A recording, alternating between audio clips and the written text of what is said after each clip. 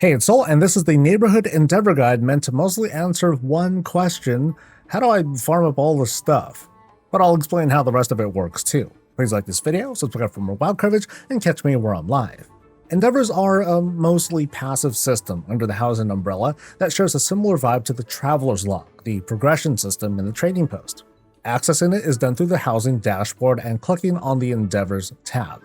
The endeavor you see is one among a pool of possible endeavors which may be active in a given neighborhood. You might see a Mechagon-based endeavor, while other neighborhoods are sporting the Drakclear, the Grummels, and others. Neighborhood managers have an additional step to take care of. They'll need to visit the steward and can choose among the pool of endeavors, repeating the process when a new month rolls around and it's time to choose another one. When an endeavor is active, the town square in the neighborhood will take on the related theme. A vendor will appear to sell decor, and where applicable, a portal will appear so you can instantly zip to a related location. If you're on a character who hasn't progressed to that zone on their own yet, for example Mechagon, an option will show up to skip the introduction so you can get right to doing the activities, which is great for alts and brand new players who are like, yeah, sure, let's go there, I'd never heard of it, but hey, off to adventure. Now let's break down everything on the screen. The description up top tells us what the endeavor theme of the month is. Below it is a progress bar with several milestones. Endeavor rewards are mostly managed by vendor purchases, and reaching these milestones will unlock additional vendor purchases for this neighborhood. That's an important distinction to remember. Endeavor progress milestones here are for the neighborhood you are in. At the very end though, you get a nice chunk of community coupons. This is a warband currency that sits in the inventory. It doesn't behave the same way as Trader's Tender, but you can always trade this to whoever. There's a cap of 500 coupons you can hold across your account to prevent overhoarding, and off to the side is a log showing what everyone in your neighborhood has been doing. Use this to brag about how oh so awesome you are.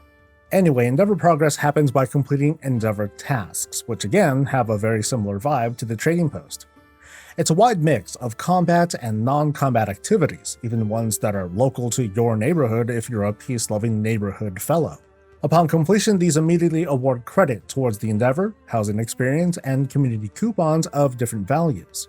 Other currencies like crafts will be made available when Midnight enters its seasons. Credit for completion is shared across the Battle.net account, and the tasks fall under two basic categories.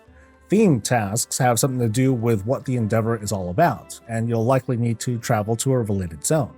These tend to give the most experience and coupons. Generic tasks don't fall under the Endeavor theme, but they can be done pretty much anywhere. So it's like complete any delve, or run keys, or the current raid, or even not current raid.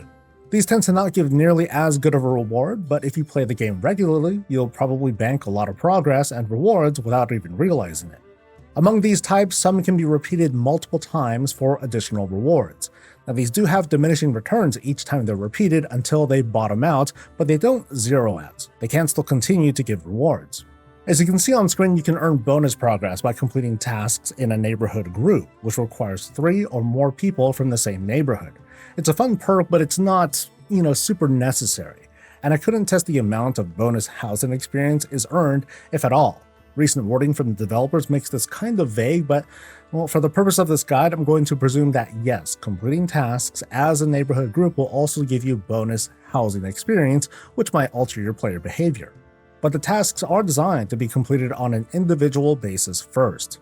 By that I mean even if you're not in a very active neighborhood but don't want to leave, you're not screwed. Feel free to complete tasks to earn experience and coupons, and don't worry so much about the endeavor progress. You can always visit someone else's neighborhood who does have their progressed endeavor, and you can buy from their vendors.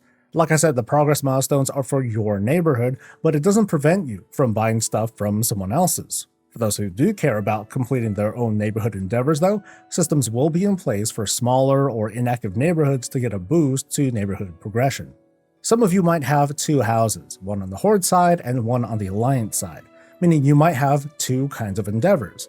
And here's how it's handled. The pull-down menu in the upper right corner lets you select between your neighborhoods.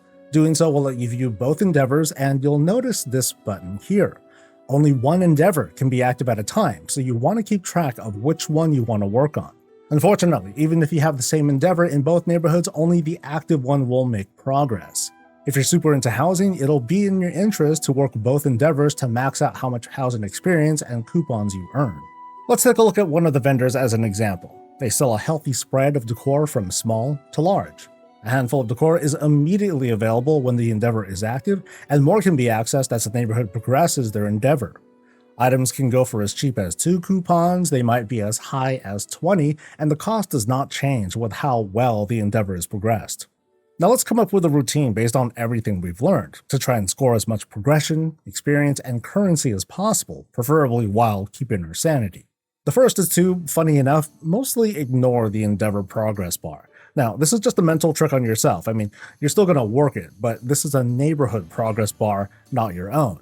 If you're just looking to get cool things for yourself, stick to the task list right below, and don't worry so much about that juicy chunk of coupon stuff in the end. You're already going to be farming up plenty of stuff. You want to have 2 houses if you don't already, so that way you have 2 endeavors and thus a bigger pool of progression to work with. Your best bet is to work with the chunky one-time activities first, so you can get them out of the way for the month. And again, I couldn't test this, but neighborhood tasks might give more experience while in a neighborhood group of 3 or more people. This will be most effective when you know you'll be slamming a bunch of activities, or as stated above, the more lucrative ones. And then work your way down. I'm only ballparking right now because I can't fully predict even my own player behavior, but I'd say completing tasks so they're worth about 20 or so experience is mostly worth it depending on the task. Like killing 100 creatures on Forbidden Reach, it's much faster to do than finding 100 herbs and ore and whatever. Meanwhile, harvesting lumber isn't a bad use of your time if you're a crafter, but it's a super waste of time if you're not. Completing the home-based tasks isn't a bad idea, as the dailies give a smattering of coupons on top of the endeavor task. Low-level alts can also gain experience from here, so if you have a dedicated house steward, you can craft their own story as this epic home-building person who never leaves the neighborhood.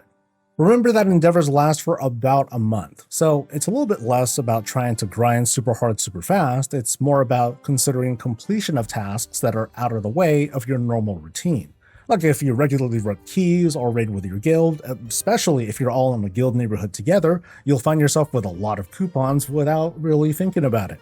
And you also need to be ready to spend before hitting that cap. Now, I haven't done recent testing, so I can't speak to what happens when you earn more coupons than you can actually carry, but I suggest staying reasonably under the cap, like maybe in the 400 or 450s or so. That way, when a new endeavor month rolls by, you're not accidentally hitting the cap passively, or while trying to work an endeavor. Once we get some hands-on experience with this currency on live servers though, we'll have better information to share. If you're looking to be a dirty degenerate though, you'll want to look back at the task list and start grinding through the repeatables. For example, every 5 raid bosses will score a very small bit of credit, and legacy bosses do count. Meanwhile, WoW is doing a lot to help you have a big army of alts to throw this at. Endeavors are just one of many ways to obtain decor, and I think this will be a great delivery system. It doesn't necessarily ask for gold or special resources. We can sort of hard farm them until we get everything we want from a given theme, and then farm a bit ahead of time in anticipation of the next month. Along with everything new in this expansion, this is going to be disruptive in a mostly good way, inspiring new builds and modifying current creations, not to mention the extra levels, meaning larger and more detailed spaces. New trends are going to take off for people to gawk at on social media and around Azeroth, and I can't wait to share what people end up creating.